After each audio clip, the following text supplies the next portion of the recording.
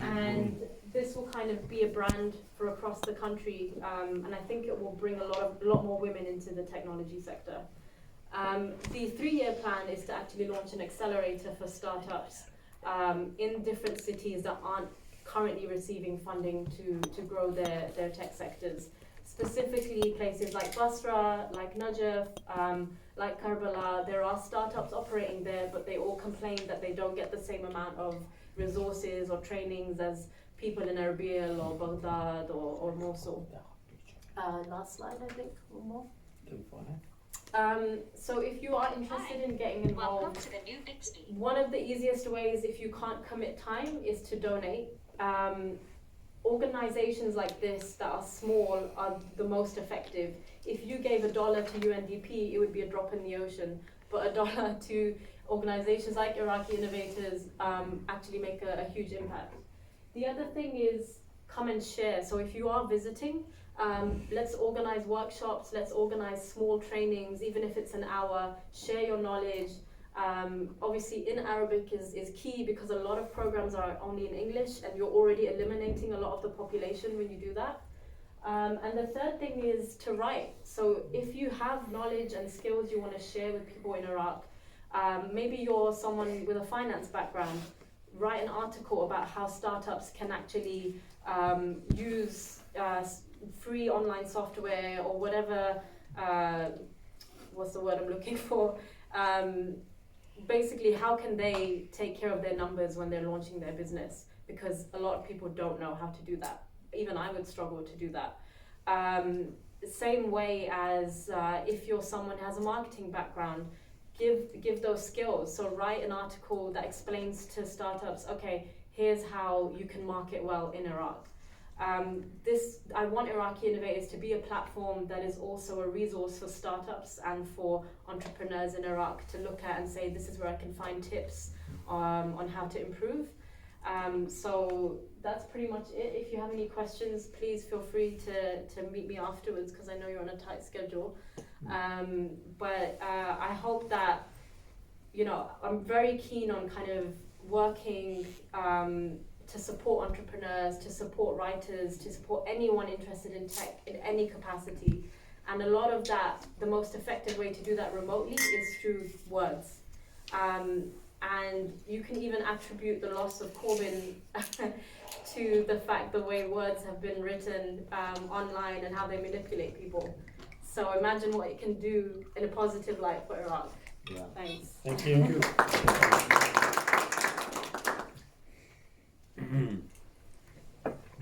We go straight into Sami Shakir. I've already said a couple of words about him. I'll just let him get on with telling you a story that happened to him in 2019. Now, hello everyone, thank you for having me here. I didn't prepare any presentation. Mr. Aziz thought I'm very good in giving a speech directly. So I hope that I will meet his expectations. I started with entrepreneurship actually with the Noah Let me start with introducing myself first. I came to the Netherlands in 1999. Started as a system engineer with Microsoft, then I moved to software and quality until I reached management now. During those years, I was thinking always about Iraq. How can I help Iraq? How can I transfer the knowledge? How can I get Iraqi people to know what I'm in? Until I met Aziz, which made the turning point in my life, and he started to introduce me to some young people. And then the big step came when IOM Netherlands was looking for Iraqi people to send them to Iraq to evaluate the situation and see what can they do and help in transferring the knowledge. We went there. I was really surprised. I mean, Zahra just mentioned that people, when you hear the name Iraq, that people will think that Iraq is in the dark ages because of the wars, because of the embargo. Unfortunately, I was one of these guys in the darkness until I went to Iraq and I met lots of people. I introduced some kind of seminar in Al-Mahatta station. And then I met lots of those guys, I mean, those young people who know a lot about IT, who know a lot about development, who are up to date with the latest languages. And then I saw the hope. I was one of the first guys who came back from Iraq thinking that one day we will go back to be the Iraq we all, I mean, maybe I'm older than the guys here, but Iraq as we knew it before. Iraq that have people with high certificates, they always come to England or to States to get the top places, get PhDs, always write, always get involved into the latest. So we started with the Ark of Noah with the project to rebuild the Ark. I was as IT manager with a group of volunteers. We didn't achieve that much, but at least we made a kickoff. Then I started my own group on Telegram. We started on WhatsApp actually, and then we saw that WhatsApp is unstable, so we started on Telegram. I started interviewing Iraqis from all over the globe. So wherever I hear about Iraqi, I interview people from LinkedIn, successful ladies who have their own projects. We started a conversation to share the experience that how did you manage to make a success either inside Iraq or outside Iraq. Of course, the challenge is outside Iraq. Maybe for people who are in England, it's easier, but for us to go to the Netherlands, start learning a new language, start to have all the challenges, reporting, talking to colleagues, and it was a big challenge. And at the moment, I have 800 students in my Telegram group. We keep on discussing all types of writing strategical goals, writing a business plan, how to start. The biggest challenge or discussion we have is, I don't have the answer. I hope that I will find the answer with you guys today. When will an entrepreneurship project turn into a business? And how can you differentiate between small business and entrepreneurship? So I hope Mr. Aziz can answer, because I asked also professors in the Netherlands about it, and because the whole entrepreneurship concept is new, it's very difficult to differentiate. I mean, is it the financial success or is it the social success, and when will we cross the line between the two concepts? I think one of the most important things in transferring the knowledge is to get in good contact with all European funds. At the moment, each European country is working apart. Like in the Netherlands, we have Spark, we have RVO, which is RVO in English. Sometimes I get confused between Dutch and English. So RVO is supported by the government. Main fund comes from the Ministry of External Affairs. I have to translate it from Dutch to Arabic to English. And these kinds of funds at the moment, I think it would be a very good idea if we can make a platform and convince all the donators from all countries, European countries, to be in one platform, to select. I'm sure there are Iraqis here in the UK or in the Netherlands or in Belgium or in Germany who are willing to do something to help Iraqis inside. So the countries who are donating from Europe, they are not using these people, they are using people from the inside. And we know how difficult it is to find people from inside that are clean, that can really support entrepreneurship, that don't have any financial benefits in doing so. So these challenges, I think, if we sit with the European Union, we need to discuss such challenges. Finding this platform, I cannot do it alone. We need to get all together and start thinking about it. How can we get all these funds on one platform, and then we can support all the Iraqi entrepreneurship. The second problem is inside Iraq. Like most of the young people, they think, I am an entrepreneur, I have an idea, I just need someone to support me, give me the money, and then I will be rich.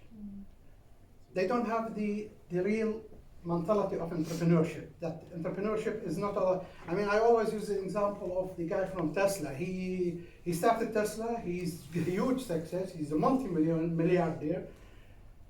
Now he moved to phase 2 of his idea. Okay, I made money, I'm successful. He's thinking about building a whole city on Mars. And that is entrepreneurship. That is, you never stop, you know, it's a lifestyle. It's an idea that you keep on moving and moving and moving. Entrepreneurship is not, I'm starting a project, making money, and then, okay, I'm rich, I stop. No, it's a lifestyle. It's something that you do every day, you do every minute of your life. You keep on thinking. This kind of mentality, I think we miss in Iraq. We don't have it. People think that I need to start something, I have a very good idea. Like for example, a big discussion now in my group, we are talking about recycling projects. So some people come say, this is a huge challenge because we face the government. It's not a huge challenge, we can start very small. There's a guy, Aziz sent me the link for him, he's Dutch. He has a small container that can start recycling paper or things. I think these containers will cost something like $500,000. And I don't think it's something huge to arrange to get it in one of the cities. But I always believe that we should start with small projects and make it big. As we discussed in Baghdad about this idea. Start always a pilot, make it a success. Let it go, and then people will start believing you, and then people will start investing in you. And who knows, maybe big investors, even banks will start jumping. And this is all entrepreneurship is all about, I think. I think I'm done with time, or I still have time. If you have any questions. Yeah, very good point about, I was involved in raising around 10 billion for Egypt through UKIP and Exim. And Iraq is lacking on that. You're touching a really important subject. We're losing funds around the world. Yes. Just because we haven't got the right framework, we haven't got investment-friendly legislations, we tax on revenue, etc., etc. So if you can work on that, that will open a lot of doors for Iraq. And I really, We had a saying, very long discussion in the group that mentioned by Mr. Aziz in the World Bank. I threw the same thing. I said, from the World Bank, we don't need money. We don't need funds. We need you to start moving politically in Iraq. And let us gain something out of your presence here. We don't need only talks. absolutely. So 1 billion that we raised with UKIP is not enough. I think the government has raised around 1 billion. We need to increase that. But don't forget that we cannot compare Egypt to Iraq. There is a big difference between Egypt and Iraq. Yeah. In Egypt, all countries are paying to get a new ecosystem and to let it move. In Iraq, all countries are paying to destroy the country. True. But This is the big difference we're trying to between. change that slowly and gradually. Hopefully, and surely. hopefully. Yeah. Could I just point out exactly the same point? The most interesting part really of your presentation is the idea of creating a fund of a kind of a coalition of European funds. Yeah. But that, so I was in charge of for the Gulf to create a UK Gulf Fund to fund the various initiatives. But it really requires the Iraqi side, preferably. I mean, who is going to be the Iraqi side? It can't be an NGO. It's not.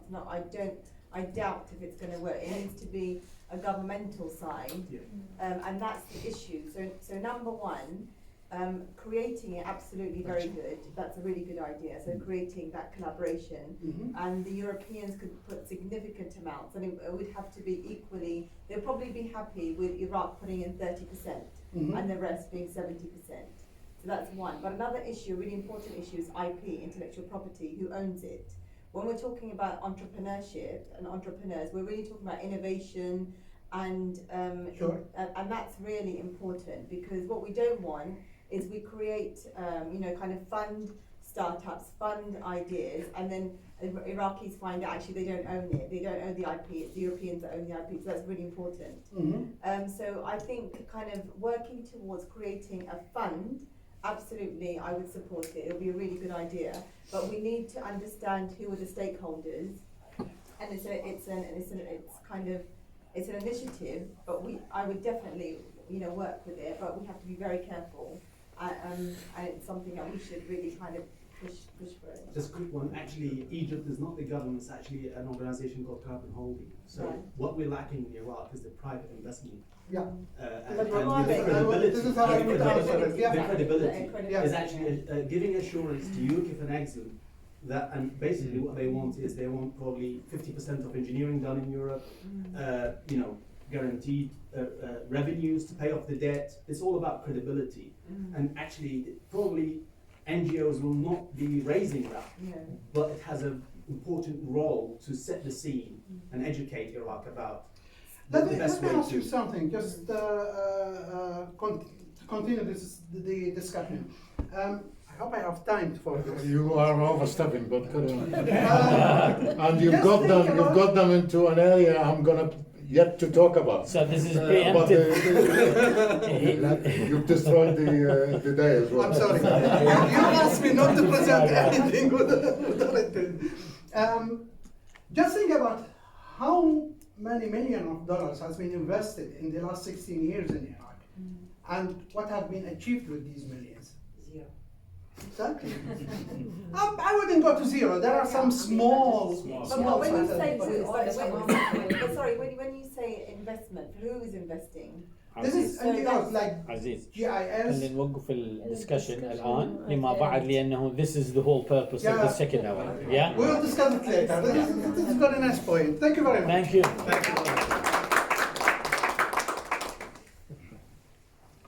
The worst part about this is that we're not recording, and there's a lot of people wanted to. We have run out of battery, but What kind of charger do you have? Is it pen لا or الباتري. other charger? I think this is- I have a charger with me. I have a charger. I have a charger, but it means pulling out the battery. There's a docking. It's in docking. Yeah. You cannot just put on. No, you cannot plug it in. قايلين لي كان جبنا مال جمعية البيئة. Okay. Thank you. نعم. Happens. Just to pull it back to. Yeah, So, okay. so we are now talking entrepreneurship. What is it that makes a successful? What are the ingredients that make a successful? And I've got these sort of jotted down. If we can manage the know-how, funding, as you've been discussing just now, mentoring. There is one other thing which is really needed in Iraq: the will, the drive to get things done. That is missing in big part in Iraq. I have my own theory why it is, and I'm sorry you're representing the embassy here. I don't have a problem with the government, but it is part of the issue we have in Iraq. There is no will to change, and people who come along to try to create change, and who normally in any country does the change? Who is the head of the arrow? It's the middle class, and our middle class are here. They are in the diaspora now. We have a depleted middle class back in Iraq. There's a reason for that. There's a reason for that. We can't go back if there's so much Yeah, I corruption don't. and instability. The world moved on. We now have means and technologies. You don't need to be physically in Iraq to get action done. And later on, we're going to see one hell of an example of this also.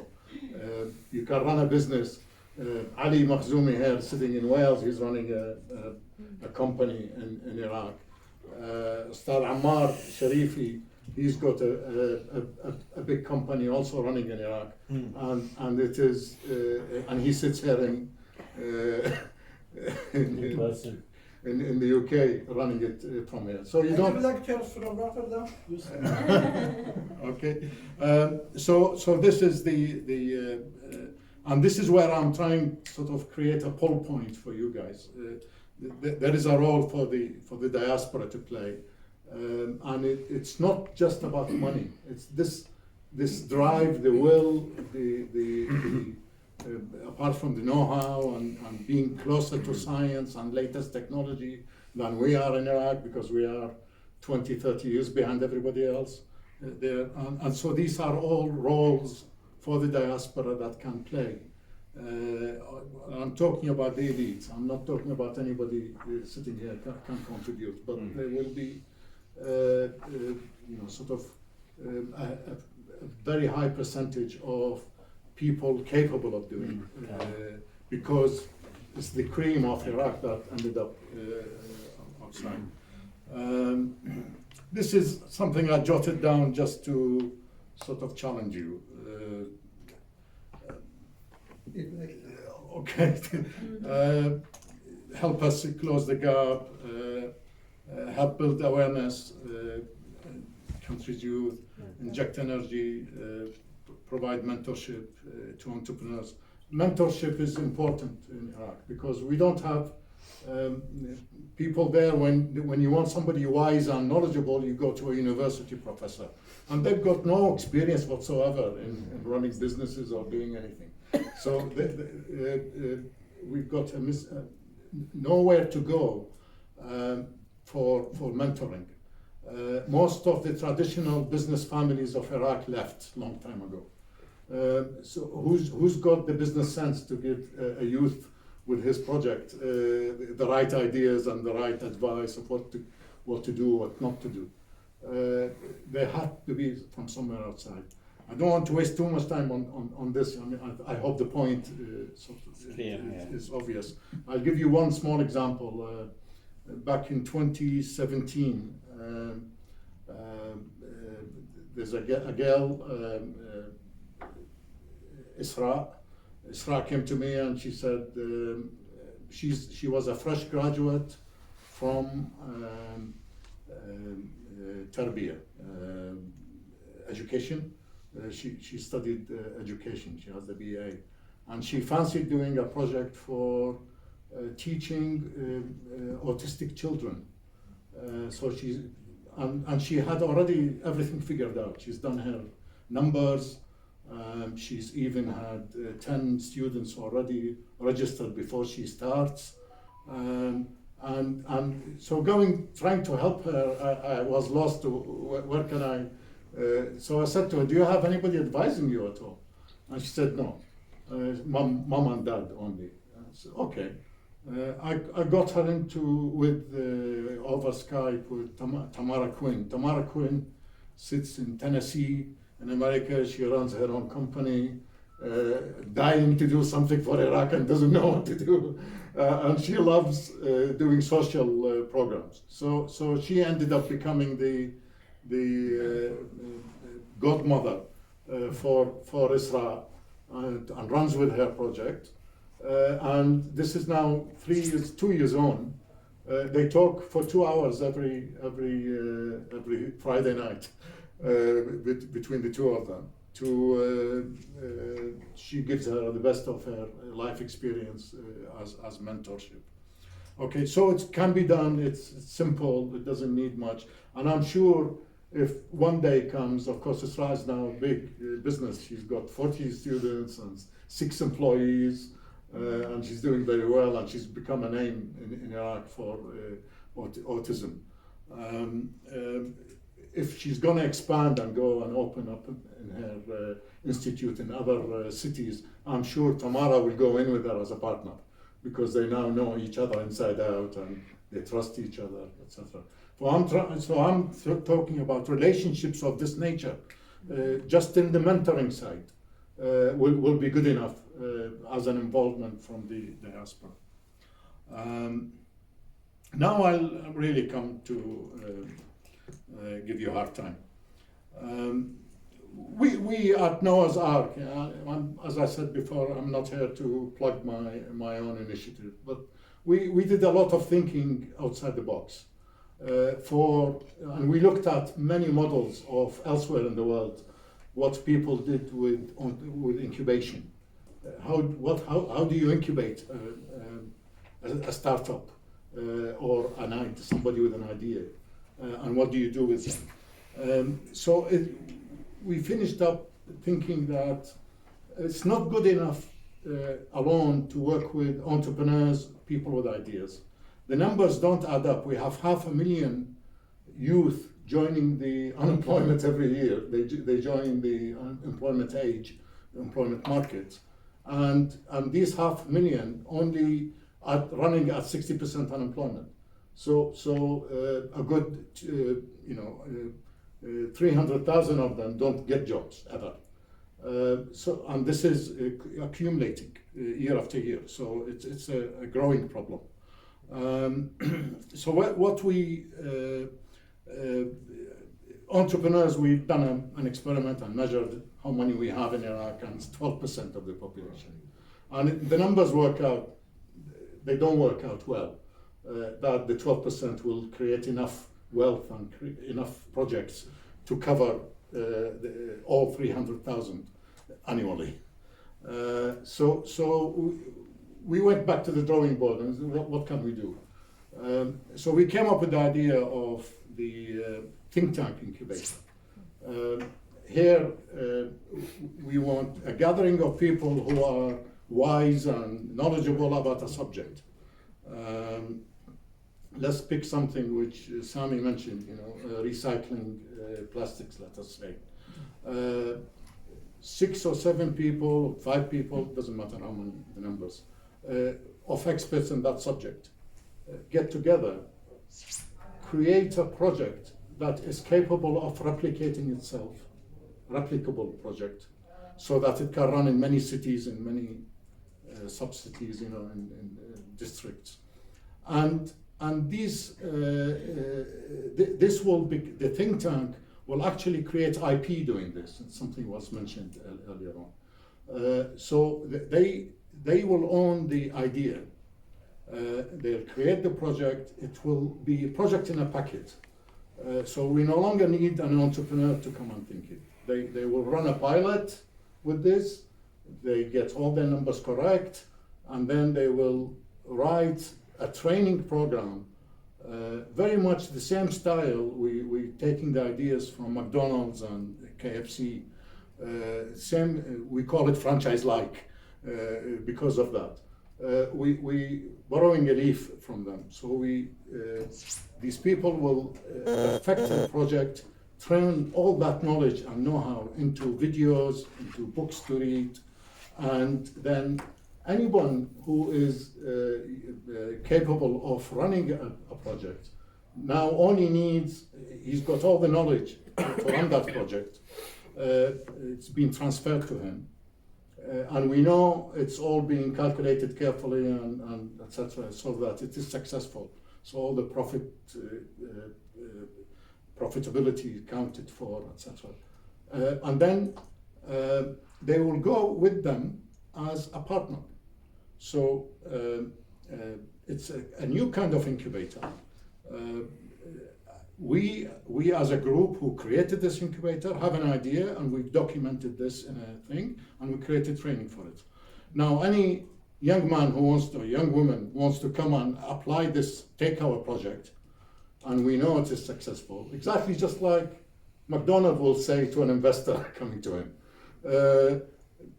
give us 5% of the ownership, the equity of the project, and here's the know-how. There it is to you. Take it. If you want to take it a step further, the same incubator will have some investors with them built into the incubator team, the incubator team. So now the investor can also make his offer for doing the whole startup and getting running. And that would be for a different percentage, obviously, because he's taking the risk of jumping with that. So we now, from nothing, we created an instance of a successful project run by a youth, and he is in contact all the time with the incubator that helped him run this project. You get the idea? I hope I'm explaining it well. So that is a mode of incubation that we would like to run with. So far, I talk about this as a theory. I'm not finding the people willing to try out coming together.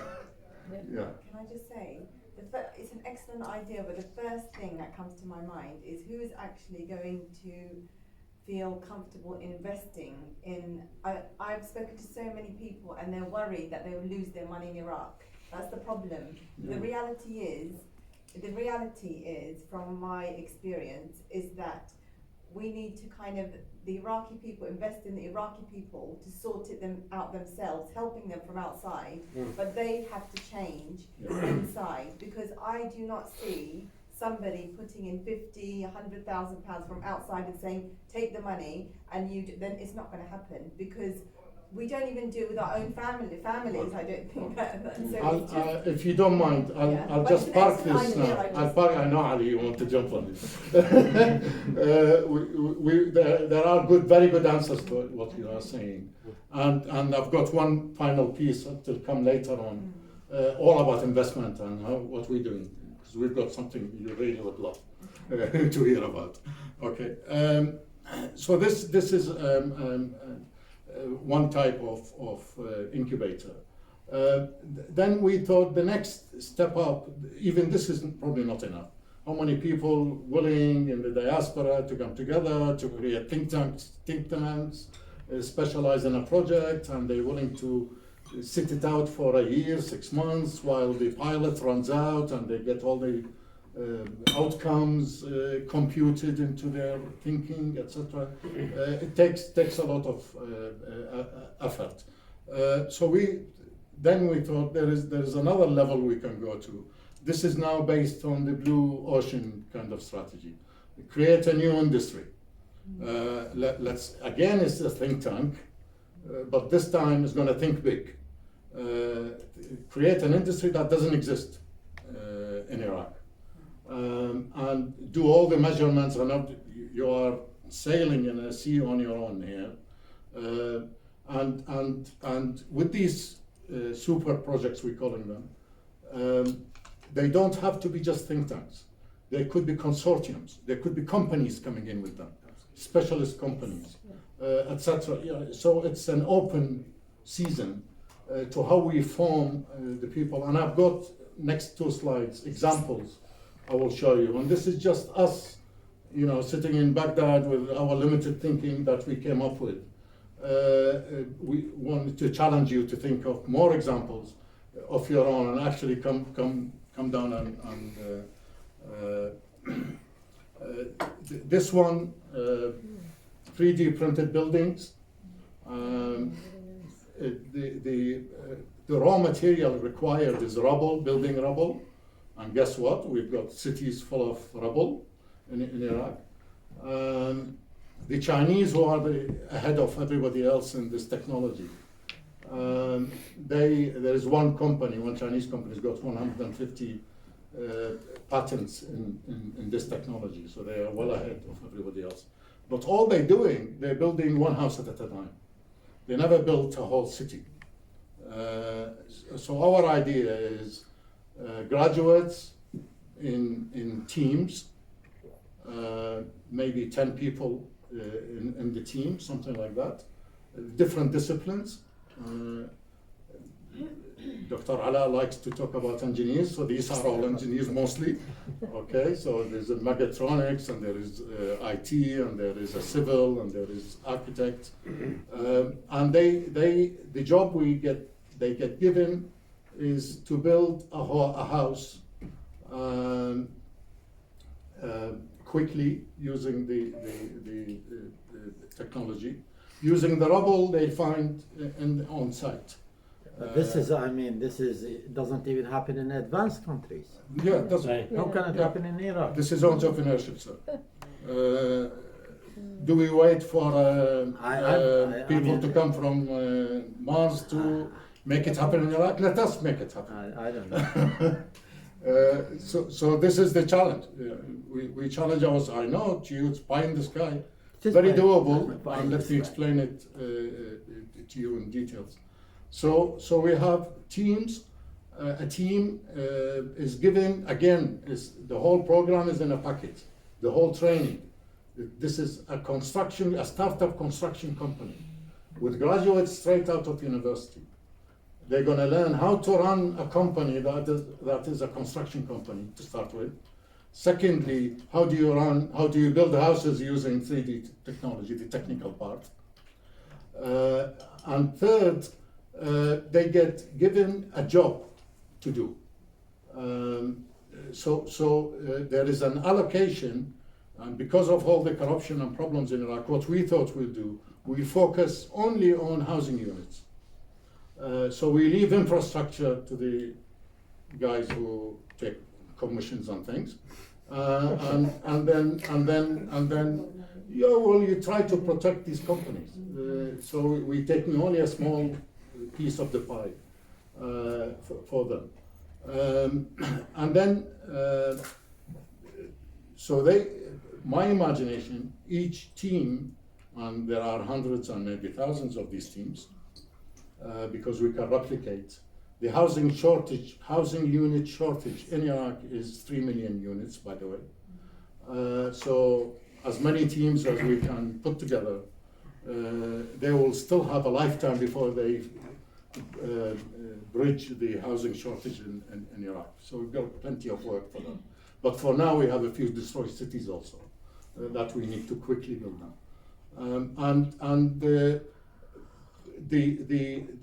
This incubator, which sits on top, will have the Chinese company which owns the technology. We already have one Dutch companies volunteered to become for best practices, so they do the piece about how to do best practices for a company like this. And then we run the pilots, 1 or 2 pilots, so that we will learn what will work, because nobody, as the doctor says rightly, nobody's done this before. And maybe we build a couple of houses and see how it stacks up. The Chinese are building a housing unit within 24 hours. And the beauty of this thing, you don't even need daylight. It can be during the night because it's a machine. It's going to keep building.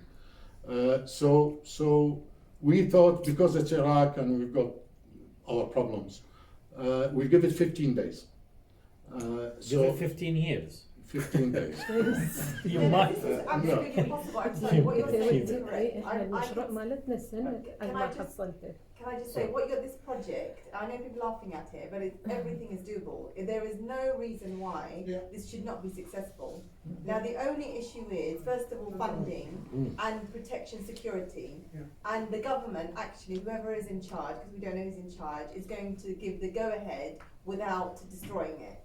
So I think there are lots of stakeholders. If you get the stakeholders right and you get the right people in, it is doable. Why not doable? Maybe not to a very big scale initially, but so what we have the people, and I do disagree with you when you say Iraqis. They absolutely are very intelligent people, and they really want to do well. They just have not been given the opportunity.